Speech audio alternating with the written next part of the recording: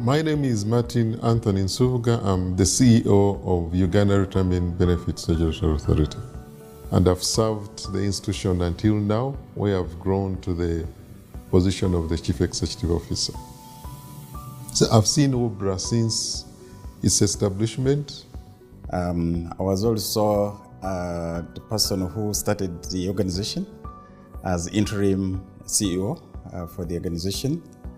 My role was to set up the organization, and here we are.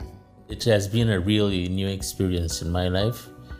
As you may have heard, UBRA was non-existent. There was no formal regulatory environment for pensions or retirement benefits. So we are a pioneer. We were appointed to set up the architecture and the environment for regulation of it.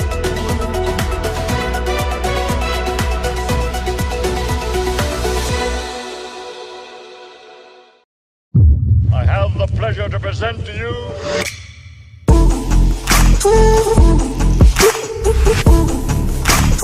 KCCA has taken a number of steps to address this sanitation challenge, which include, but not limited to the following: the setup,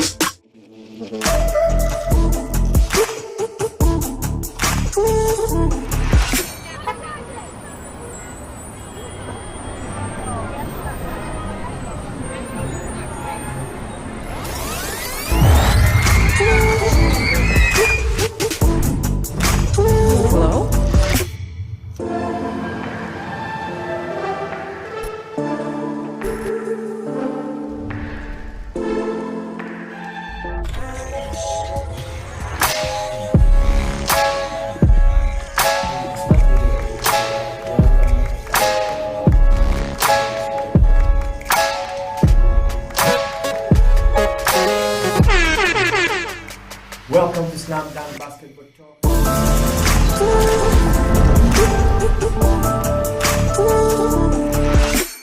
A wise man once said, "The future has a name, and its name is hope. A tiny flicker of light that feeds on hope is enough to shatter any shield of darkness." At Mandulus, we really believe.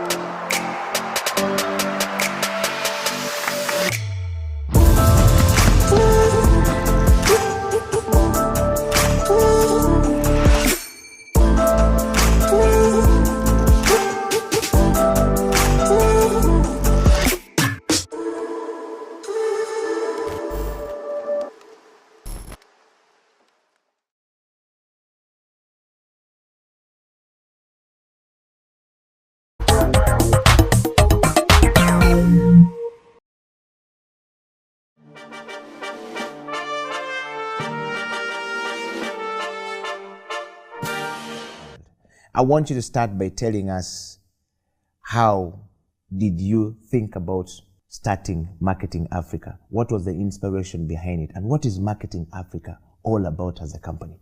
When I was at the university, we had a publication. It was called the Marketing Review.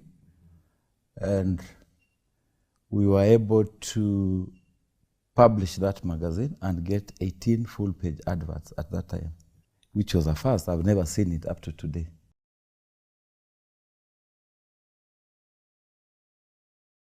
I have the pleasure to present to you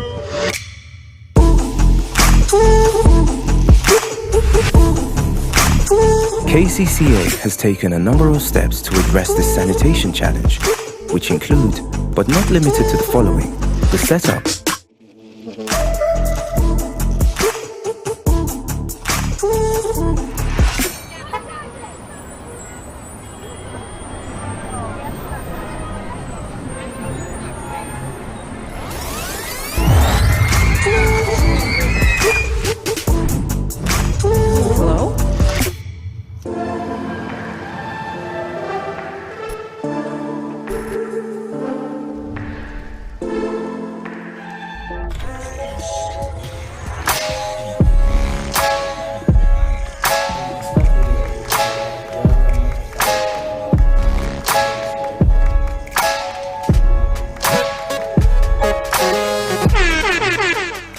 Welcome to Slam Dunk Basketball Talk.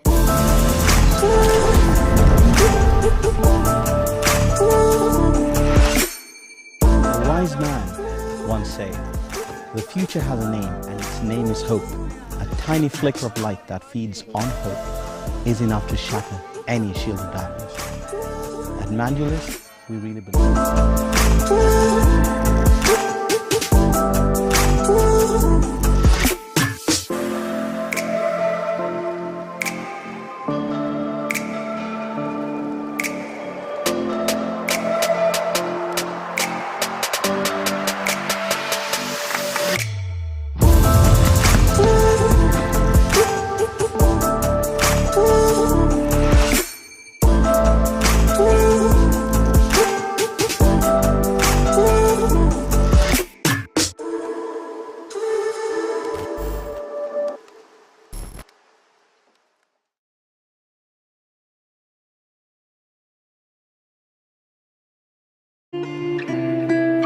Young people at the moment are struggling to understand the older generation because times have changed. Technology has come in. They've moved on. Yes. We're the ones sitting back and wondering, what is my child on to?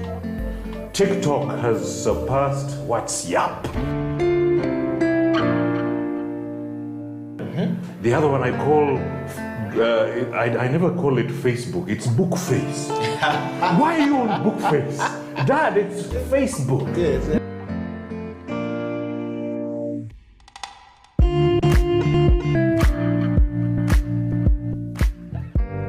Me, I keep saying, I have a foot amongst the millennials. Yeah. And I understand the traditionalists. Okay. There's a song in the 60s, by the way, and in the 90s, 70s, where they're like, parents don't understand. Yes. Remember Prince? Yes. Prince.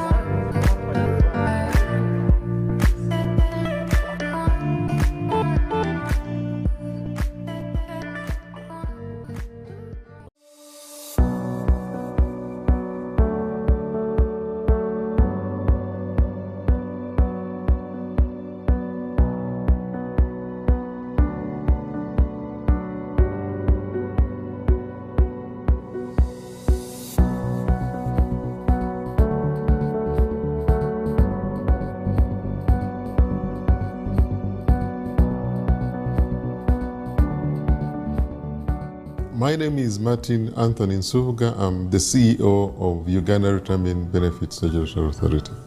And I've served the institution until now, where I've grown to the position of the Chief Executive Officer. So I've seen UBRA since its establishment.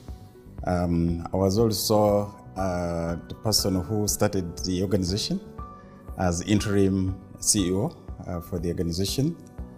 My role was to set up the organization, and here we are. It has been a really new experience in my life.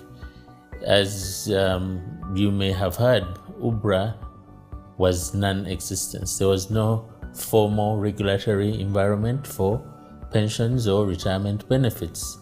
So we are a pioneer.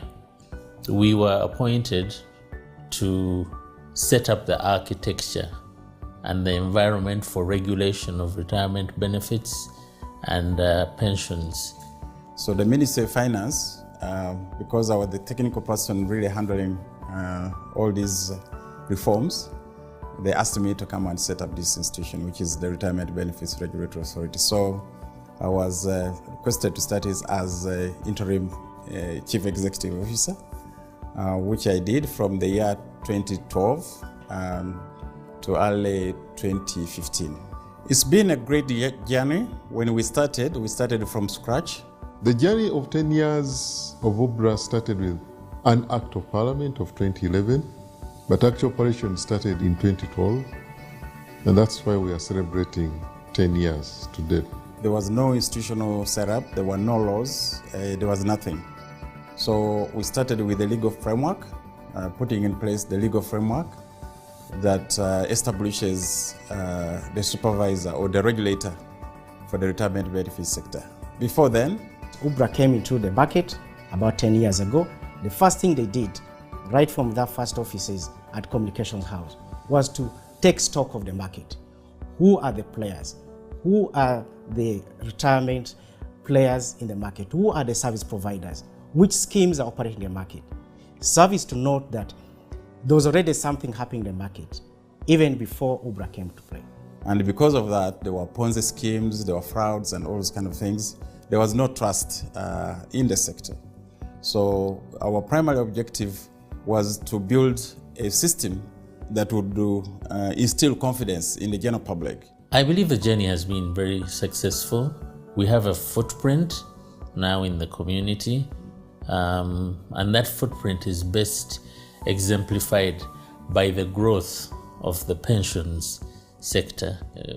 When we were appointed, the pension sector savings were less than 5 trillion. Today they're approaching 20 trillion. A number of proposals were carried to Parliament, and the biggest one was to actually put in place a sector regulator. My role as a Member of Parliament when I came in 2001 was to make legislation. And one of the laws we have made is the Ubra Act, which basically came in to assist how to regulate the retirement pension funds, which were missing in this country. I'm proud that now we have over 19 trillion shillings in the pension fund. That's a very good contributor to national development. And in the future, I'm sure this money we shall not go to borrow. We shall use this money of the pension fund to really develop our country. You'd appreciate that this is not a small contribution for a sector that was not regulated. But overall, it was part of the global reforms that we are seeing in other countries in the pension sector. To me, that's a plus for the authority. And you can imagine in a very short time, in less than 10 years, we have over 19 trillion. It believes that within the next 5 years, we should be over 40 trillion. To me, that is a plus for Ubra and a surety for the people of Uganda who save with these different schemes, knowing that somebody is there making sure that my money that I put in any scheme is safe, is protected. So one of the main objectives was to safeguard the interests of the members. Now what this means is that the moment members' interests are safeguarded, their rights are protected, it then boils down to growth of the sector. Now, what we've seen in the last 10 years is that the sector, the assets under management have more than tripled. So within a span of 10 years, we're seeing a lot of efficiency in terms of members are able to get their benefits, they're able to access more information about their schemes. More importantly is the professionalism that has been injected in the sector. There has been a deliberate effort to build trust because the foundation is strong, it can be trusted. And again, the investment structures are very solid, so which means they encourage the growth of the market, the growth of the portfolio, and also provide the positive returns that we see to date.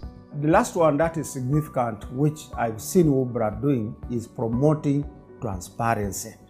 So to a member, that information creates trust within the member because you are saying, there's nothing I'm hiding. This is how we run the scheme in the year. There were 13 meetings, and this member of the board, out of 13, he attended 3.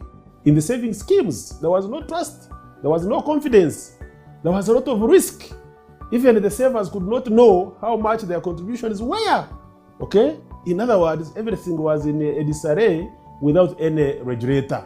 I think as well, looking generally at the business environment, you rarely now see complaints of people stating that the funds that they thought they had in their names have disappeared or have been paid to the wrong person. And all this is just because of the supervisory role that Ubra has brought in, which has been pivotal in making us run a world-class pension sector in Uganda.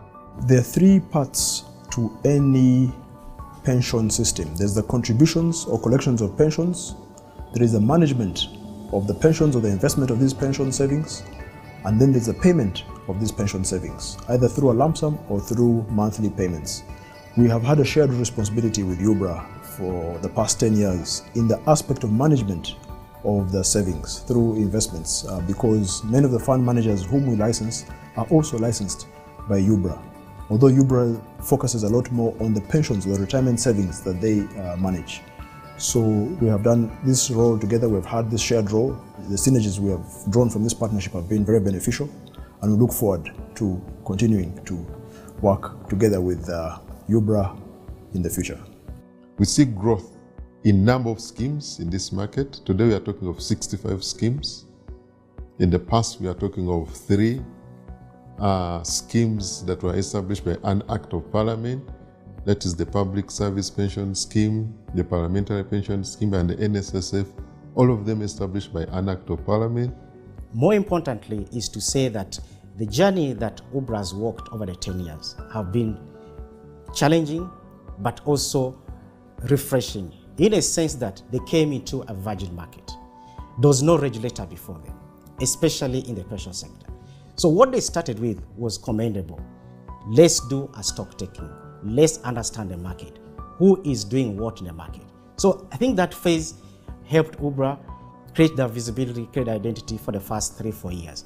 Over the years, they've also been able to do publicity to kind of show the market, show the public that this is what we do, and especially as you plan for your retirement. At least for the last 10 years, we've not had any corruption, loss of members' funds. We've also not had any poor investments because investments are all known, structured, in particular known asset classes that provide a very good return to the member. And actually in this period in time, that's when the sector has witnessed high returns to the members, double-digit returns for the last 5 years or thereabout. So in my opinion, that is trust from the general public that we are doing the right thing, and we hope that we continue to do that. In the next 10 years, what I would like to really see going forward is the spread of coverage, because the pension sector as it is now is really in the formal sector. And when you look at the working population of Uganda, if you even put it at around 20 to 25 million, the working population, not even 3 million are covered by pensions. I think my main message to UBRA is, first of all, to thank the CEO, Mr. Martin Nsubuga, and his team for supporting the pension reforms that have taken place so far, but also to remind the team that there's still some work to be done. It's not over, there's still some reforms that need to be done, particularly in the area of limiting access to long-term savings. So Martin and team, please don't rest. There's still some more work to be done to grow the domestic savings base of this country. We feel that as a committee, UBRA needs to make itself more visible in Uganda, place itself, let the people of Uganda know what they're doing, let the people of Uganda know why they should save for retirement. If you were to ask me, what should UBRA's next 10 years focus on? I would say that UBRA's next 10 years should be to now build this 20 trillion asset base that has been generated, should actually be able to ensure a comfortable life in retirement for all members who are in the retirement schemes. But UBRA should also then allow and come up with mechanisms to support the players to be able to onboard all the smallholders, all the informal sector to come in and secure their retirement by participating and joining the licensed pension schemes in the market. And so my thinking is that we need to support the institution, particularly Parliament of the Republic of Uganda, needs to support resource mobilization for allocation to the authority so that the authority can continue with the widening the coverage. People now, instead of keeping money in boxes, will keep here, and it is in the financial sector, and it's easy to tap in. And the cost of money will go down, but our investment in the country will go high. And I can tell you, if you make very good regulations, we have the support of Parliament. I believe that the next 10 years are quite pivotal. We've gone through the best building of the industry, and right now we're at the point where we have to be tasked with generating value for our clients and exhibiting relevance over the next 10 years. I'm very, very confident. In fact, I'm really proud of the work that has been done for the last 10 years, and my imagination runs wild. What is possible for the next 10 years. And the other key achievement that or work in progress that UBRA is trying to do, which I again encourage different stakeholders in this sector, particularly Parliament, to support UBRA, is the coming up with a national micro pension scheme. Uganda is our economy is largely informal, and even within the cities we have so many people who are operating informally, and yet they earn income either daily, either weekly or monthly. They earn income in one way or the other. But if not well guided, and I think this particular scheme, the micro pension scheme, would again help reorganize our people in the formal sector to put something aside. Because if you are in our market today, if you're a road vendor today, if you're a hawker today, if you're a border today, if you're a fisherman today, you still have that energy to go nearly every day in the waters and do fishing, to go to Nakawa market every morning to pick tomatoes, vegetables. But that strength with time, as years come by, begins to dwindle. That means the same basket that you can carry now, you are not able to carry in the next 5 years or 10.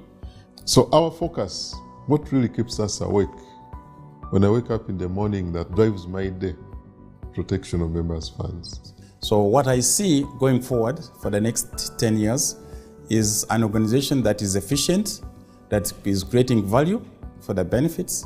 Efficiency meaning when I contribute, I must be guaranteed that 20 years from now, 30 years from now, when I retire, my money will be there. And ensuring that the monies that I contribute are invested in assets that will make my money grow. Not just putting in 1 shilling, and 20 years you're paid 1 shilling. When I put in 1 shilling, I should be paid 100 shillings at the end of 30 years. And that's the objective, and that's efficiency.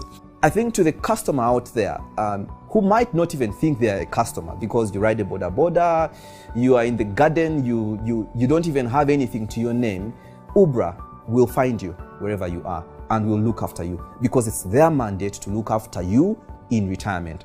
And they can only look after you in retirement if you avail yourself now.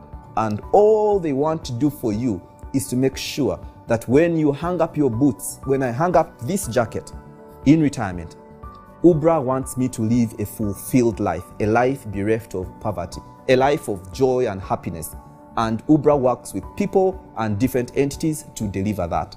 As service providers, I think we want to say congratulations again, UBRA. We feel the heat sometimes, but we are ready for the task. As we celebrate, let's also remember that there are those who are not yet part of the saving culture, and we find ways of bringing them forward. I wish you a happy celebration. As we celebrate 10 years of service protecting retirement benefits in this country, allow me to thank the Board of Directors of Uganda Retirement Benefits Regulatory Authority.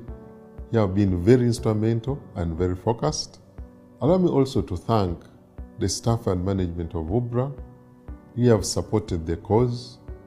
Allow me also to thank my predecessors, the first interim CEO, Mr. Moses Bekavio, the Chief Executive Officer, my immediate predecessor, Mr. Bonyi David Nyakondi, the government of Uganda who have supported us, providing us with all the resources that we need from the day UBRA started up to now, the regulated entities, the stakeholders, the fund managers, the custodians, the administrators.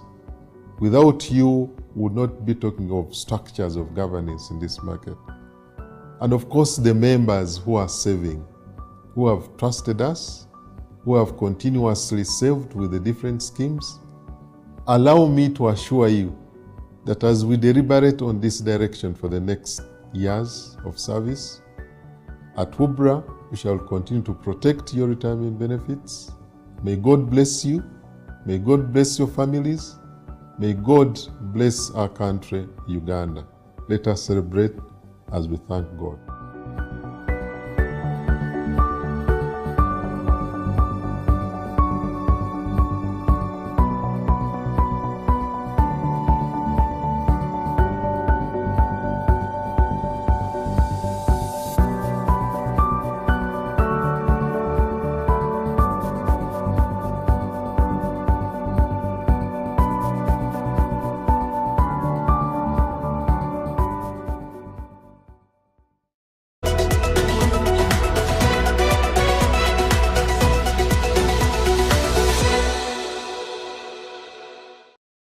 I have the pleasure to present to you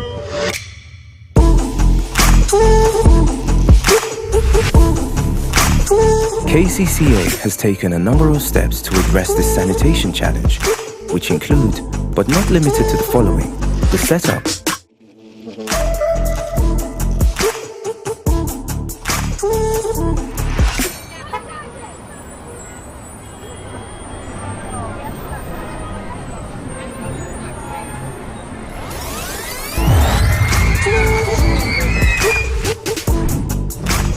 Hello?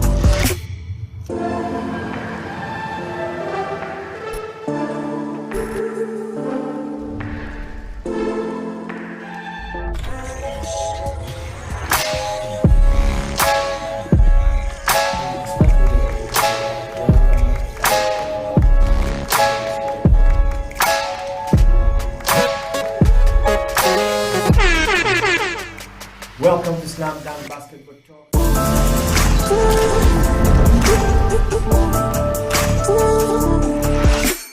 A wise man once said, "The future has a name, and its name is hope. A tiny flicker of light that feeds on hope is enough to shatter any shield of darkness." At Mandulus, we really believe.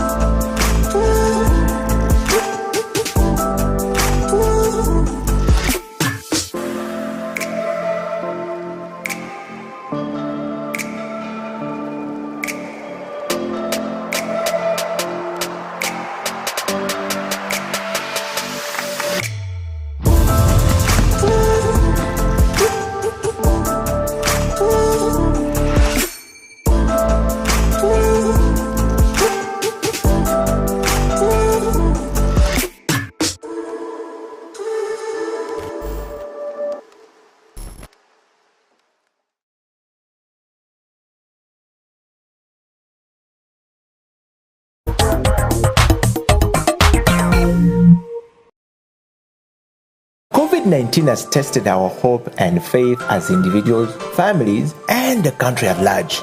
Besides destroying many aspects of our lives, the novel coronavirus has also affected our human rights in many ways.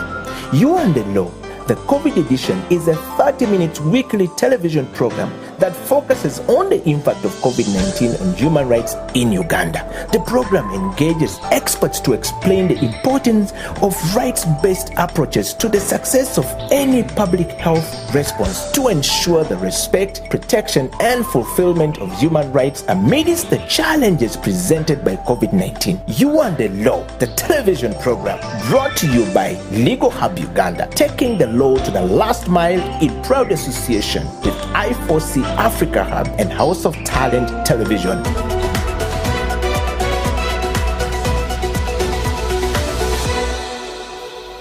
If I may ask, have you insured yourself?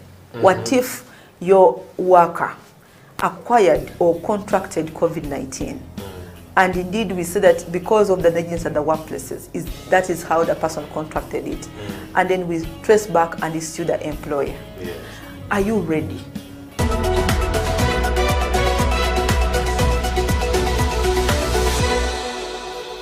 Hello viewers, welcome to yet another episode of You and the Law, the COVID edition, here on House of Talent Television. My name is Jonathan Ochom, your host. As we've been doing before, we discuss about the law and how it affects the different aspects of our life. But specifically for this edition, we talk about COVID-19 and how it has affected various aspects of our human rights. And for today's episode, we are having a discussion on labor and employment rights. As you all know, most of us are working, some of you have jobs or in any form of employment. But the advent of COVID-19 disrupted relations in the companies that work in the organizations that were working. We saw people being laid off. We saw companies downsizing. We saw people being asked to work from home and lots of things that really changed the relations on, in the employment sector. And to help us unpack how COVID-19 has affected the right to employment and general labor rights in Uganda, we're delighted to have Ms. Lydia Bwite. Lydia is the programs manager at Platform for Labor Action. PLA, as we popularly call it, is an organization that works to protect and promote rights of workers in Uganda. Lydia, you're very welcome to You and the Law. Thank you so much, Jonathan. How have you Thank been? you for having me. I've been okay. Yes, I've been okay. COVID-19, your personal welfare? COVID-19, I think it has had its share on myself, but also, of course, those that I work for. And overall, as you're going to, I will tell you their stories. Yes. Yes. And in terms of your work as PLA, maybe you could actually tell us what you do before then you maybe tell us how you've been hit by this virus. Oh, thank you so much. Platform for Labour Action, like you said, we are a non-government organization. We promote and protect the rights of vulnerable and marginalized workers in Uganda. Okay. And with that, we also have accreditation from Uganda Law Council to be able to give what we call legal aid. Oh. Yes, legal aid to workers, these vulnerable workers that we say we represent. And those vulnerable workers, ideally, these are workers that include children at risk or those in exploitative forms of work. We have those working in the informal sector, market vendors, street vendors, domestic workers. We have plantation workers. And then we have the low-income earners that earn from 600,000 and below. And those ones, of course, you look at the teachers, the cooks, the security guards, name it, all those fall within our target groups. Oh. So, yeah, we give legal aid support. We also have what we call social protection support. And maybe to the person watching us today, legal aid is basically we do mediation, arbitration, representation in courts of law, in arbitration stations, and being labor, we use mostly the labor offices. We also use mostly the industrial court of Uganda, and a few cases in the magistrate court. Oh, the industrial court, that's a division. Is it in the high court or that's magistrate level? What level is the industrial court? It's at the high level. It's a division of the high court. Okay. Yes. So you mean before, at the magistrate level, there's nothing for handling labor disputes? Or? They are there. We have some legislations, as we are going to see, or some laws that concern workers' issues. For example, like the Workers' Compensation Act, it gives the jurisdiction of such disputes to the magistrate courts. You have the NSSF Act, it also gives jurisdiction of such issues to the magistrate court. I thought you just jumped into the No, we don't the just high jump court. into Okay, I mean, that's a good, a good one to start with. Just to understand really, because we're talking about employment, talking about labor rights. These are ideas that perhaps many people still need to understand. Like when you talk about employment rights, labor rights, what exactly are we talking about? What does it entail? Why should I even care about labor rights? Is that something I should lose sleep over? Is it a big deal? True.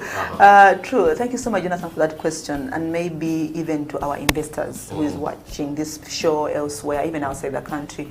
Why should you care about the labor rights? First of all... What are they, maybe to start with? Yeah, I'm going to just come to just that. But why should we care? Because labor is a factor of production. Okay. So in production, we have this labor component, and often than not, when we are planning our businesses and everything, we never think about the labor force itself that actually is going to be doing this particular business that you're setting up, or this franchise that you're thinking about. So labor is a factor of production, but it has, and because it's a factor of production, if it's not well handled, it has a direct impact on the production, on the output. So if it's well handled, it also has very positive impact on the output, on the growth of every enterprise, every business that anyone sets up. So we need labor at the end of the day. So that's why you should care about labor. Going back to the law itself, as a country, Uganda is a very progressive country. Yes, when it comes to setting up laws and policies, we are a very progressive country. Even you're looking into the rest of the East African country, we are very progressive. We are a member of the International Labour Organization, and because of that, because it's labor, we have ratified, Uganda has signed quite a number of international conventions. And maybe to the person watching us, conventions are those internationally agreed upon, let me call them sets of like rules and regulations or laws. We can take it like that, literally. So those ones, those internationally agreed upon sets of laws and rules, is that they give a basis upon which a country goes back and actually contextualize those rules into their setting. So going back to the country as Uganda, when it comes to labor and employment laws, we have ratified a number of conventions, but I'll not go into so much of details. I'll look at that nationally what we have here. We start with the Constitutional Republic of Uganda, because you see everything comes from the Constitution. We know that it is our supreme law. It's the parent of every law that we have as a country. So when you look at Article 40 of the Constitution, that is on economic right. So that's where this right to labor is well, it's introduced into this particular supreme law that we have as a country. So it's talking about the right to work, the right to work in a safe and satisfactory work environment. Safe and satisfactory. That's the language of the law. Yes, that's the language of the law. The article talks about protection of certain workers, like female pregnant, workers. That same article is talking about the right to associate. That same article, when you read it into details, that is where we, as workers, labor and employment, we find our bearing in the Constitution under Article 40. So it details everything, and then it goes ahead to give powers to Parliament to make laws to ensure that to set up I'll call it a favorable working environment for both the employers but also the workers as well. So from the Constitution, the law that we have that comes an act of Parliament is the Employment Act of 2000. We used to have what we used to call the Factory Act, but that was changed in 2006. And when I'll come back another day and I'll tell you why we changed it. That's actually curious, because factory, then employment. So if I was working in a school, the law wouldn't apply to me? It's because the law that was being changed at that time actually was a colonial law. So most of the worker, like the employment opportunities, were in the factories. So that's why we ended up having a Factory Act. And so it was what was governing the employment relationship at that time. Africans are not doing I think white collar jobs. So, but then in 2006 we see, it's also another history where we came up with these laws, but in 2006 we have the Employment Act of 2006. So this is now the guiding tool for any worker there, any employer there. Why? Because it is, we call it is like the basic employment contract between the employer and the employee. Basic? It is the basic. That law is the basic. What does that mean? Basic? So, like, it sets the standard. You cannot go below that. A minimum standard. That is the minimum standard. For example, if they say, let me give an example. If they say that a female employee should be given 60 days maternity leave, you cannot say you get 30. No. You can at least say you get 80. So that's why we call it the basic. The basic. Yeah. So every provision there, and you cannot contract out of that law. In other words, you cannot have a contract of employment that is saying this provision does not apply to you. Like, for example, you're not entitled to leave. No. That such a provision cannot be allowed. It's illegal. It's illegal because we have this basic, or the law that says the standard, the starting point of negotiation of any contract. Even if you are negotiating a CBA, what we call the collective bargaining agreement for those workers in unions, they still use that law as the basic, negotiating tool that they have. So under this particular law, we have different rights set out for the worker or for the employee. So now we have to be very careful. We use these words interchangeably, but actually they mean different things. Worker and the employee. And employee. Yes. Okay. If I go in the market and I find a woman selling tomatoes, she's a worker, but is she an employee? You tell us. So how do you transit from worker to employee? That is why I wanted us just to understand that particular concept as well. So that when you define these particular laws, we know who are we talking about. So when we go about an employee has to have a boss.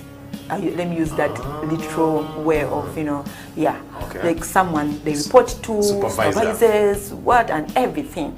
So this person, then the other one becomes the employer and then becomes the employee. So now that woman in the market who is selling her tomatoes, she's a worker, but she's not an employee. We could argue she's everything. Chief everything officer. She employs herself. She pays her salary. Unfortunately, she knows when to work and not when to work.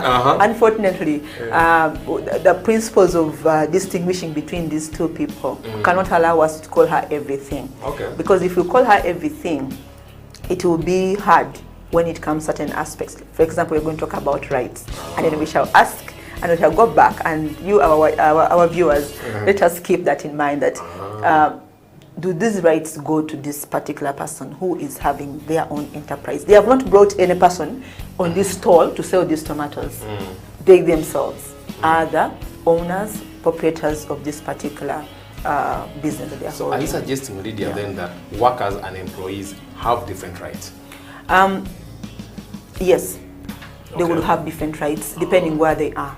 Yes, and I will just highlight that when as we go on. Okay.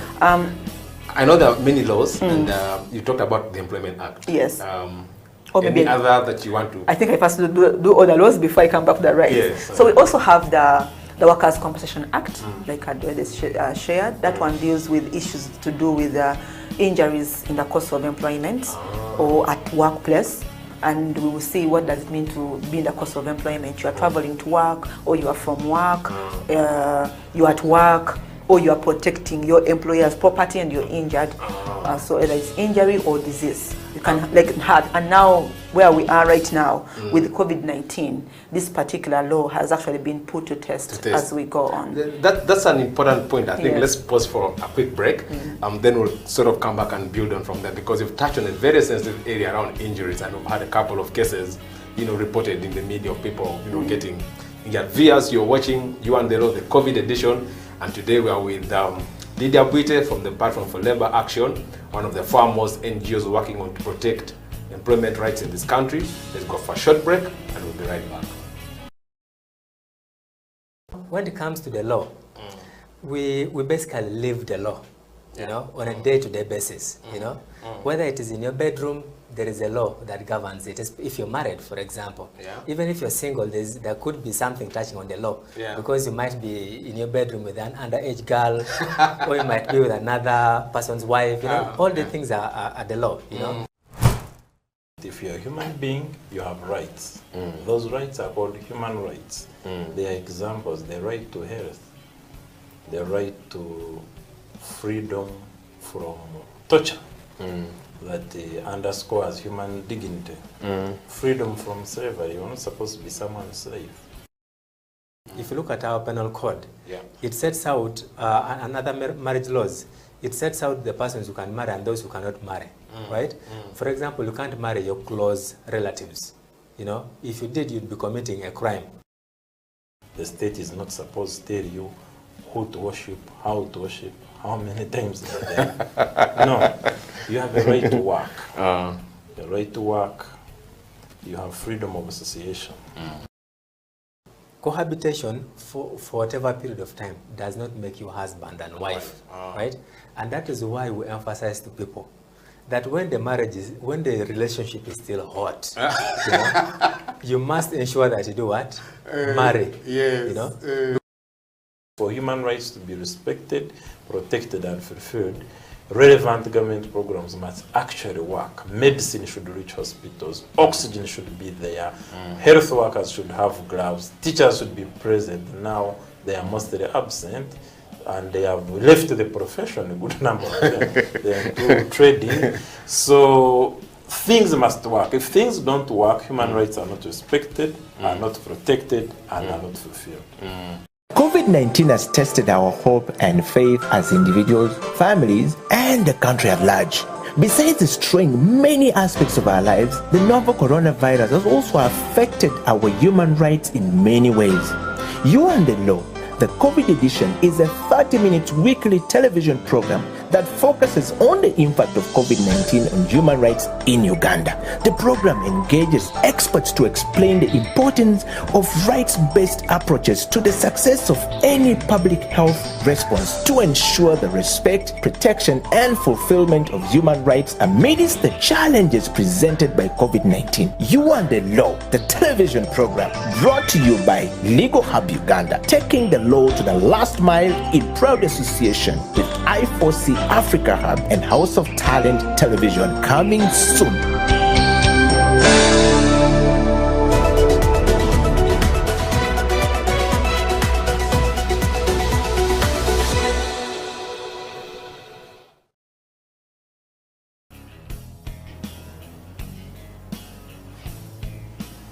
Welcome back. This is You and the Law, the COVID edition, and today we're discussing impacts of COVID-19 on employment and labor rights in Uganda, and we're hanging out with Ms. Lydia Buite from the Platform for Labor Action. She's the manager of programs.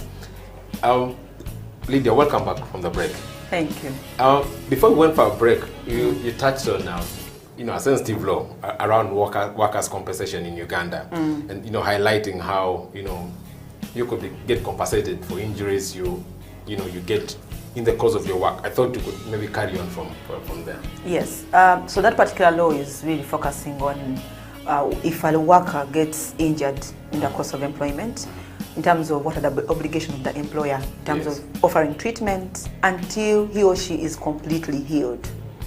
Healed. In fact, we have, you can offer treatment up to like 98 months. That's about 8 years. Wow.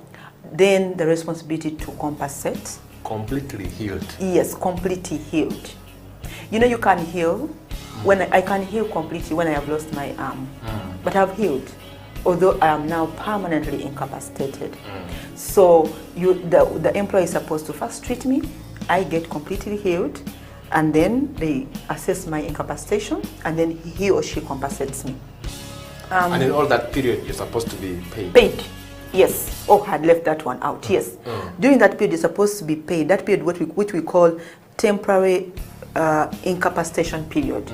That covers the period of hospitalization or any other period that the doctor and medical personnel has recommended that this person needs to be off work. Oof. So I heal, because there are people who get really sick. Yeah.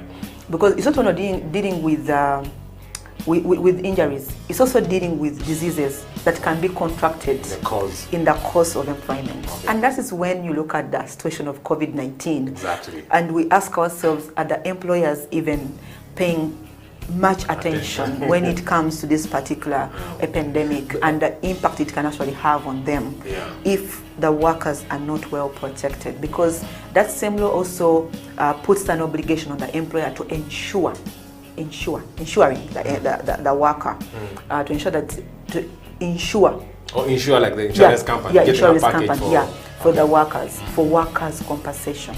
So that in case you have any liability, then your insurers should be able to meet that particular responsibility. Okay. Lydia, we need to switch gears to talk about COVID-19, but I thought, are there any other laws you just want to drop one-liners? Yes, we have the National Social Protection Fund Act, NSSF. Yes. We have the Public Service Act. We never talk about them, and yet they are that also for people workers. in government? Yes, for civil servants, those who work with the government. Okay. We have the Occupational Safety and Health Act. Okay. That is regarding to the environment where you work from. Is it healthy? Is it is it to the standard for you to be in as a human being? That thing should be fumigated or what? We shall see. Is there aeration or all those things? You have drinking water, sanitation, all those ones. That law looks at them. And then the responsibilities therein.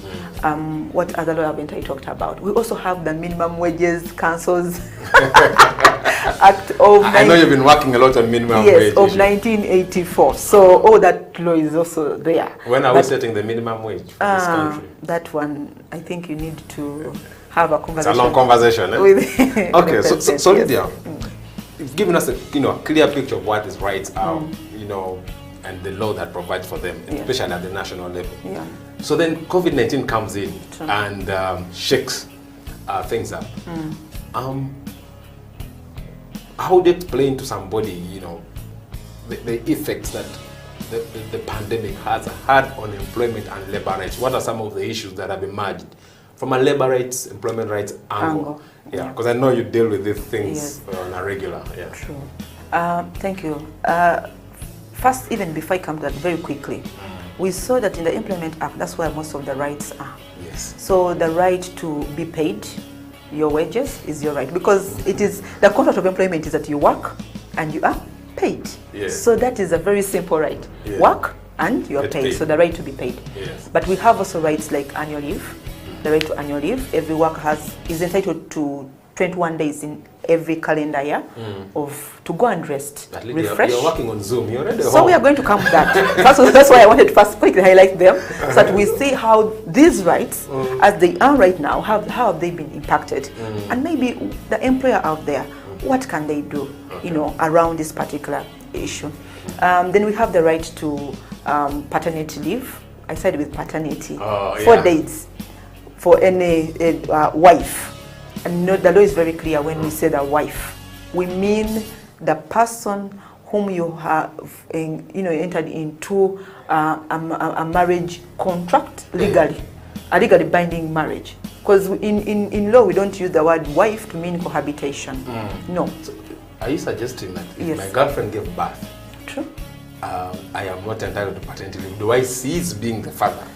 Because the person who has given birth is not.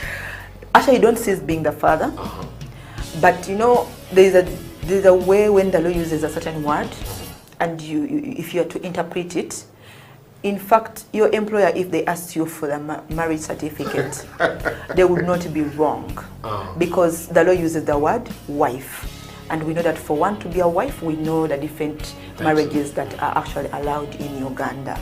So you need to pay attention to some of those particular areas. But you have 4 days as a male employee, and your wife has given birth, you will be given.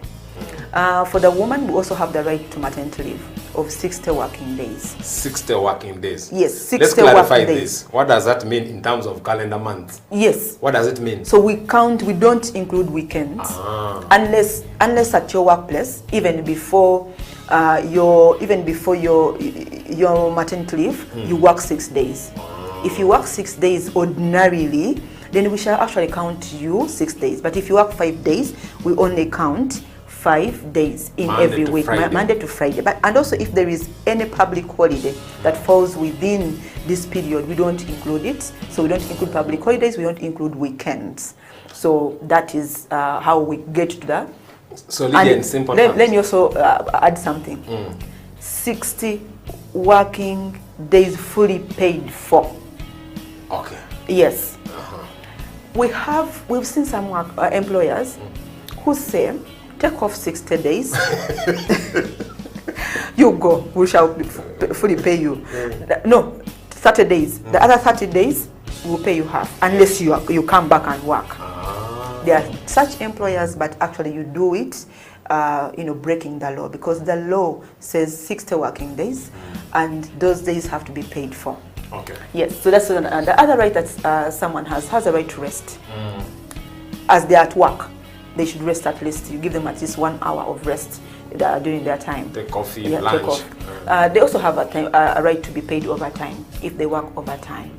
And this one, ensure you as the employer, you need to ensure that, because we have seen the Industrial Court of Uganda setting for us precedents, you need to ensure that if a worker remains your employee remains at work, what are they doing? Were they able to deliver what they ought to have delivered in the 8 hours of the day? And if they are unable, then let them go back home. Because if they stay and sign out, if we sign out at 8:30 and I sign out at 9 p.m., it means that is overtime at the end of the day. Lydia, so we need to switch to COVID-19 then. Yes. You've given us a very clear picture. Yeah. So how are these two mixed? Those two mixed. So we started with the right to be paid. Yes. When you work, you are paid. Now, because of COVID-19, the economic situation has really affected the employers, really, because we've seen reporting of slow growth from the National Planning Authority, and indeed you can see it. So that has then led to violation of this right to be paid. I can tell you at Platform for Labour Action, 87% of the cases that we handle are non-payment of wages. So that's huge. Yeah, it's huge. And the employers are saying we are not making ends meet. So I need them to be here, but I'm unable to pay them. Okay. Other workers, what has also happened is that COVID-19 has, in fact, is coercing, if I use all those words, yes. is coercing workers to compromise on their rights. One of the rights is the right to annual leave.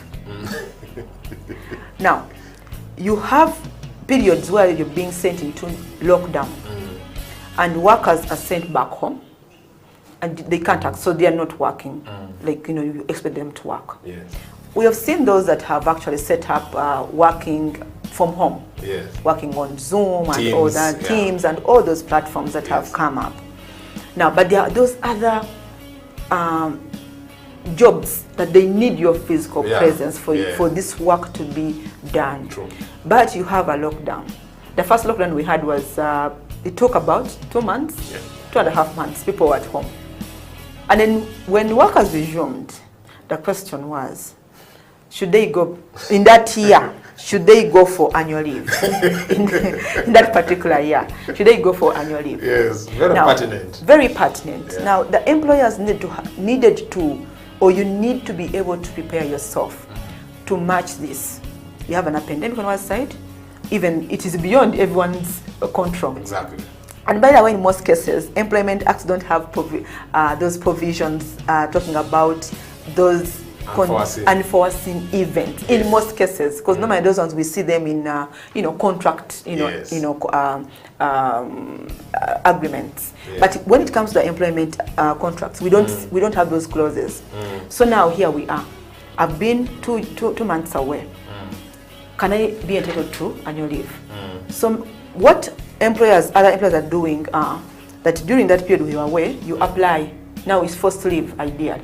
Yes. So we are seeing situations of forced leave. You have to be on leave. The moment you go into lockdown, you have to be on leave, ideally. Yeah. And yet, this right to leave, when you look at the law, it's telling you, it accrues. Yes. This right to leave accrues to you. Every after 3 months, you get. Every after 3 months, you get. We expect that you go and rest.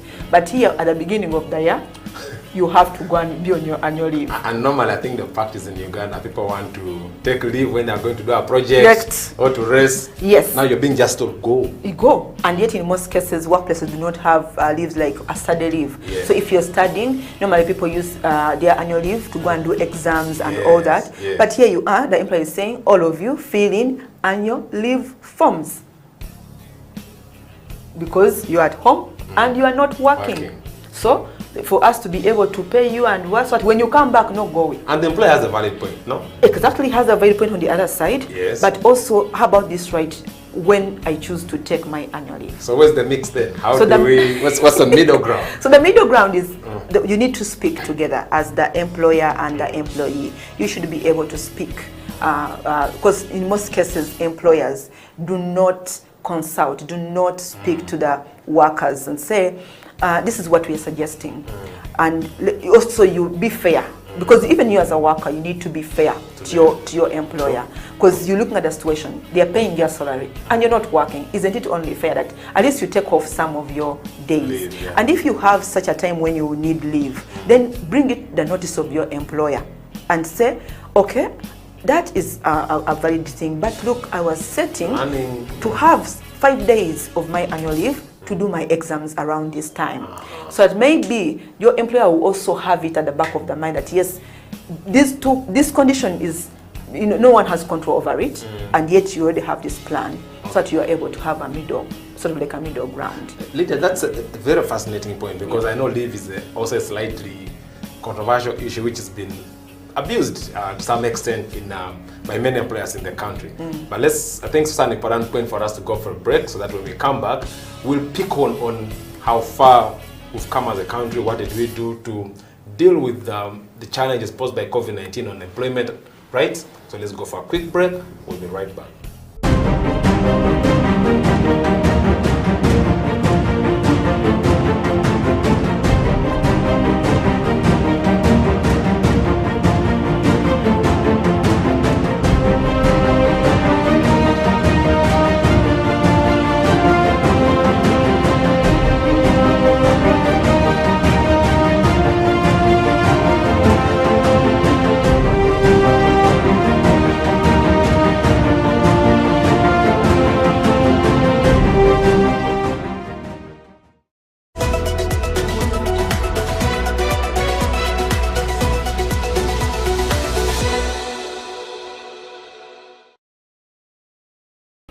You are watching You and the Law, the COVID edition here on House of Talent Television. My name is Jonathan Ochom, and today we're discussing the impacts of COVID-19 on employment and labor rights in Uganda. And we're privileged to have Ms. Lydia Bwite from the Platform for Labor Action. Lydia, welcome back from the break. Thank you. So you left at the point when you're discussing this controversial issue of leave. I know it's a topic perhaps for another day, but we need to sort of have a deep dive then into what government has done, what initiatives have been put in place, and what your assessment of those initiatives is in the context of protecting employment rights during the COVID-19 pandemic. Because, as you know, these are human rights issues, and governments, have core obligations in this. So, first of all, what did the government of Uganda do to ensure that workers are protected in this period? And then I'll ask you, do you think it worked? Are there areas of improvement? Yeah. Over to you. Thank you so much. At the beginning of the first, when COVID had just come, we saw a pronouncement from the Ministry of Gender, Labour and Social Development, calling upon employers to exercise humility. Employers? Yes, okay. Exercise humility during this period, because it was no one's fault, that is number one, but also they sort of imply that if you are to terminate, please terminate within the right procedures. Now, because of this, and when we ended, I was telling you just a quick effect of this, we have seen very unfair terminations during this period, and yet the government called upon employers to terminate using the right procedures of whether if you're supposed to give notice, you are supposed to give that notice before you terminate someone. So that pronouncement was there. And not to try to abuse workers, right? It was there.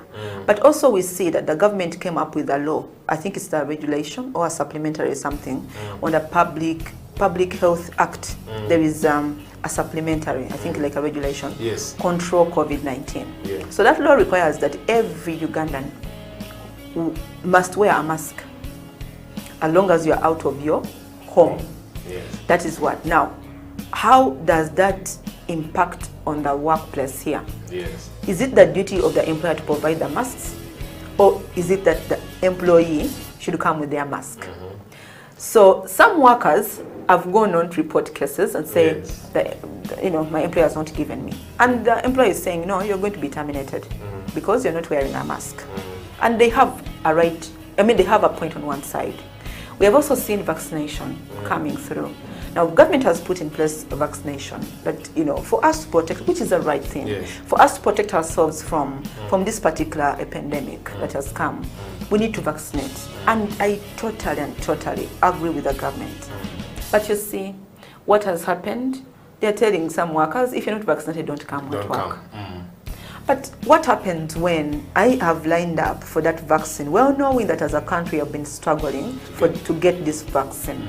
Are you terminating me? But because you've said if you need to get vaccinated, don't come to work. Is that termination or not? So when we are going back, I think in terms of reopening, what the government failed to do is to also make it very clear. Yes, when should it be that a person who has not been vaccinated should not access a public place? That the government has not been very clear, because some employers are using it, or they are abusing this particular situation. Because we know very well that we've been struggling as a country to access vaccines. And when you say if you've not been, we saw letters coming through and say if you've not been vaccinated, please do not report to work.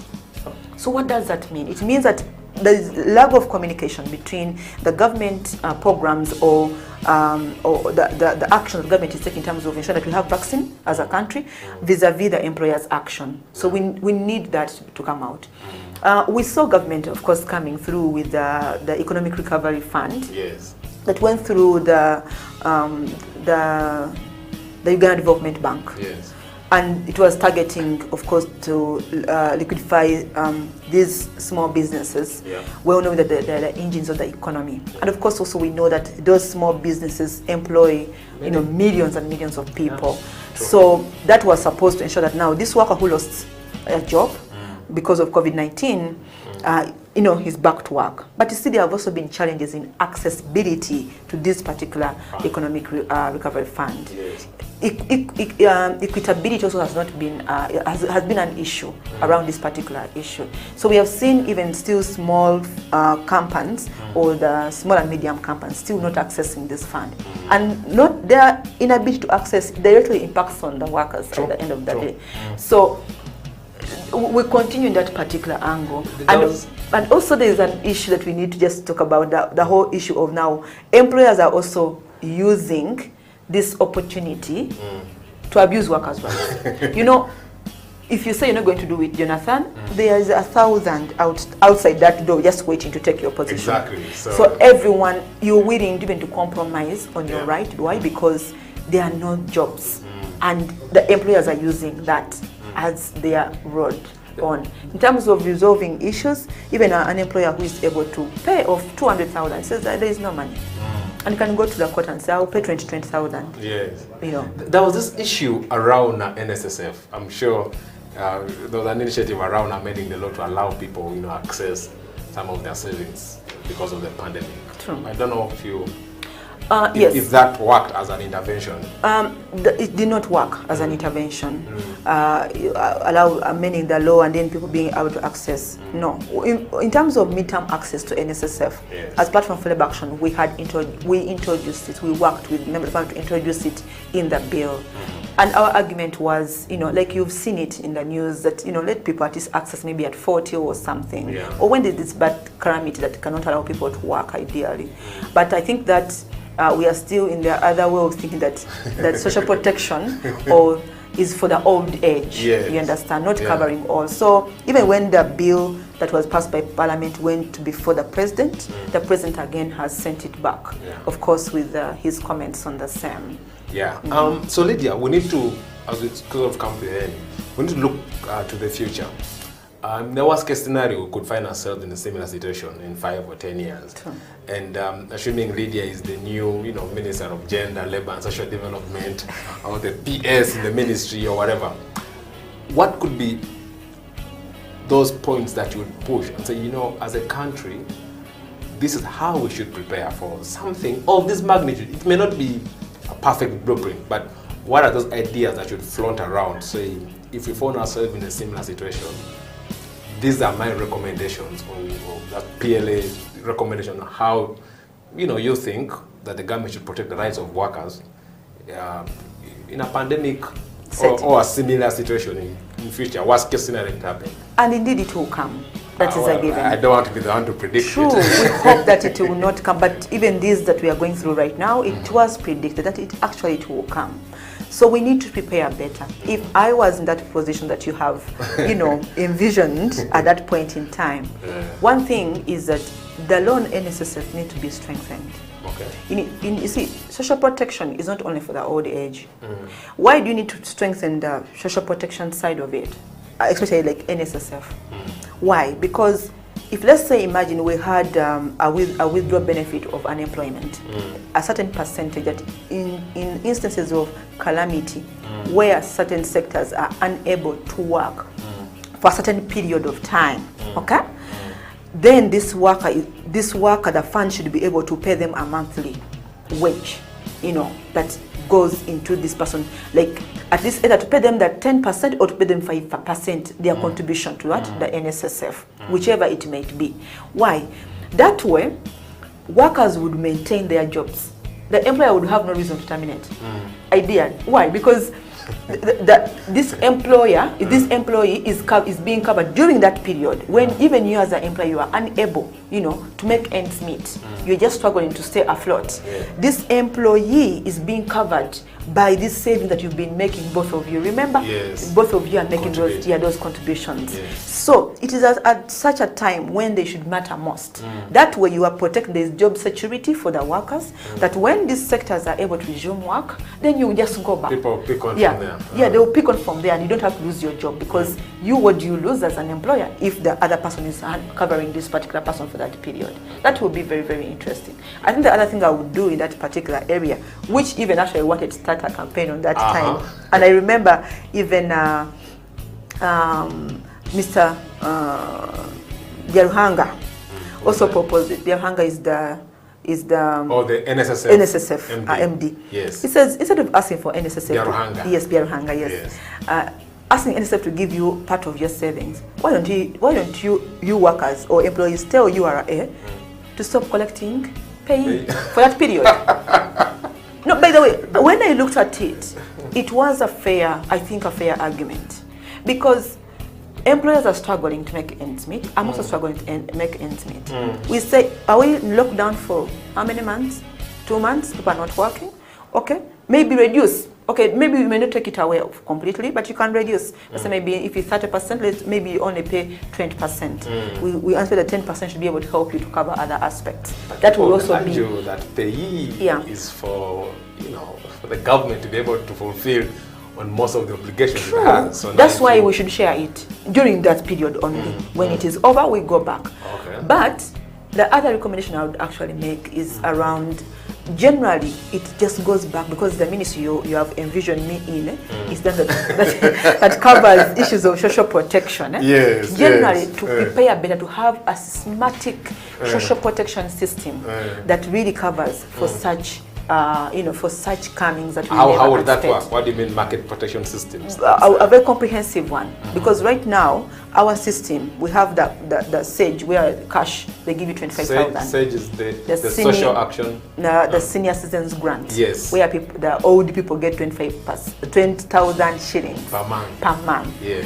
Okay, and then that's the only cash money that we are seeing. Now, if you have a system, the system looks at the different vulnerabilities that affect this individual. Yes. Because you may resolve my problem of money, but you not resolve my problem of health. Yes. So we need to strengthen our social protection systems. They should be comprehensive enough to resolve Lydia's problems as an individual, not as money, because that's just one need. Money is just only one need. That way, if you actually, in terms of investment, we just need to invest around that area, because then the workers will not have need. We will not be in this saga where employers are now, they're the bosses, they're everything. They have become more bosses than ever before, ideally. I mean, Lydia, those are brilliant ideas, but I'm getting worried about, the practicalities, because, I mean, we're 42 million, or even there, I don't know how many workers or employees we have in the country. So I'm wondering, on a practical level, yes, how would this honestly come out? Because we have more pressing needs in this country. We provide security, there's education, there's everything else that government is dealing with. I'm just wondering, how are we not putting a lot of? Is that a government mandate? Yeah, true. You see, social protection doesn't only look at the money. You should look at the education, because Lydia needs education. Yes. Look at health. Lydia needs health. Look at what I'm saying is that the government should be able to properly coordinate or plan for this individual chronologically, that system, that the health ministry contributes, that the Ministry of Gender, they are speaking, that the education ministry, they are speaking, that at every corner we are actually speaking together. Because money in those different ministries, because it will not only be money for this, it's not different ministries. And yes, we have priorities of security, which I don't think that we are at war. Maybe we are at war, but we need to plan better in terms of planning better, but also to the workers themselves. I think also we have learned something. Yes. Let's save. Now that is not from legal perspective, but me being human in me, that let us save something, even if it is 20,000 every month. Save, because you just never know when you will need it. It's very important. Save. Let us save. For rainy day. For rainy day is very, very important. So the employers, how are our systems ready for these? Were they even ready? Or even are they ready even up to now? Because there are those that, yes, we have the pandemic here, but still the systems are not what? Yeah. They have not been built, to take up still such, for example, if I may ask, have you insured yourself? What if your worker acquired or contracted COVID-19? And indeed, we see that because of the negligence at the workplaces, that is how the person contracted it. And then we trace back and it's still the employer. Are you ready to be able to meet this liability? The government came out and said the treatment for COVID-19 is their government responsibility. But we saw people fighting. We saw people, I heard on the news, members of parliament saying that private hospitals were even taking people's land titles, to treat COVID-19. But are we ready as the employer? Have you insured? Have you revised issues around work from home? Have you, the employer, included or incorporated issues of work from home? Because now the home has become a workplace. Jonathan, I wonder if I ended myself from home when I'm working on a computer, whether I should ask for workers' compensation. And then on a Zoom call and the baby comes there. And then the baby comes in. So it's very challenging. Are we giving the workers the tools they need to work from home? Because there's nothing demanding me from work from home. But Jonathan, when I don't even own a laptop. My employee don't have a laptop. So how do we deliver from and home? our data costs in the country. Data costs in the country are high. We're even having a tax, apparently. I didn't know until when I was told so. So we need to be ready as a country, as employers. We need to be ready. We need to revise our human resource manuals to take into consideration such happenings that may come at any given point. But also looking at the new families that a home as our place. Okay. I mean, Lydia, so many things to talk about, but I think viewers, the most important point for me from Leader One, besides your employer, you need to prepare yourself. Do a bit of savings. She mentioned another one of the importance of marrying if you want to enjoy paternity leave, because you may not get it if the person is just, without legal status. But more importantly, Lydia has emphasized the need for government to, regulate the employment sector, put in place safeguards to ensure that when we find ourselves in such a situation again, we have a well thought out plan that can enable the country to protect the rights of its workers, because, like you say, labor is a factor of production besides land and capital, and without labor, there's nothing. The economy is dead. With that, viewers, we come to the end of today's edition of You and the Law. I've been your host, Jonathan Ochom, and I've been with Lydia Buite from the Platform for Labor Action. Special shouts to our sponsors, Legal Hub Uganda and I4C Africa Hub, for putting this together. Until next time, see you.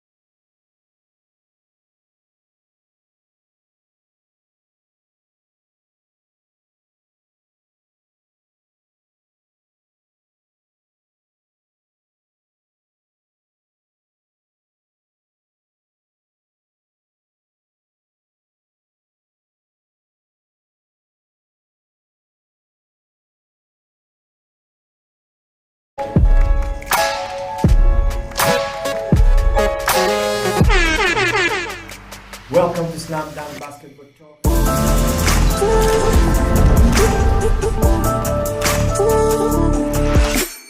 A wise man once said, "The future has a name, and its name is hope.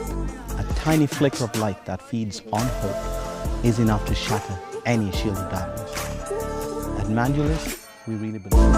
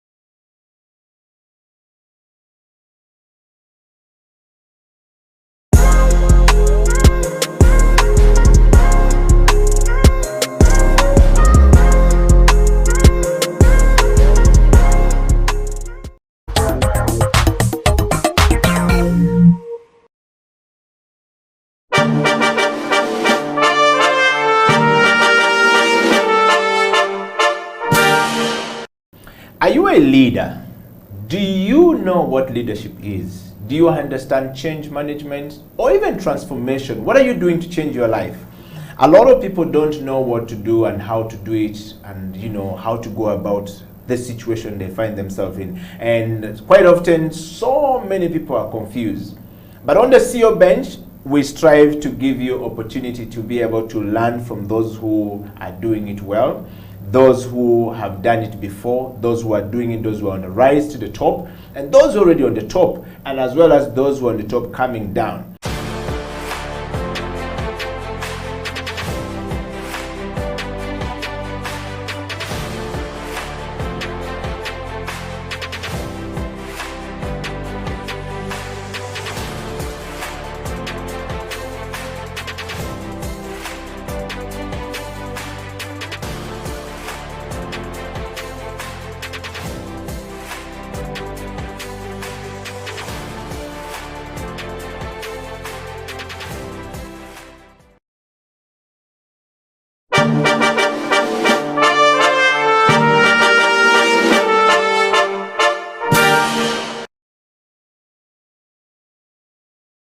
This is the CEO Bench. My name is Eddie Okila and it's a Friday. Welcome to the CEO Bench. Of course, this week we bring you a very interesting guest, the third female on the show, and we will be talking leadership, change management and transformation. And of course, in today's rapidly changing world, learning to of course lead and design our organization to read the turbulence of time that comes with leadership challenges and change management is key in us making proper decisions that will take our organization forward, but also to allow us, manage impact of what we're trying to do. So today, why did you choose not to stay in Kenya?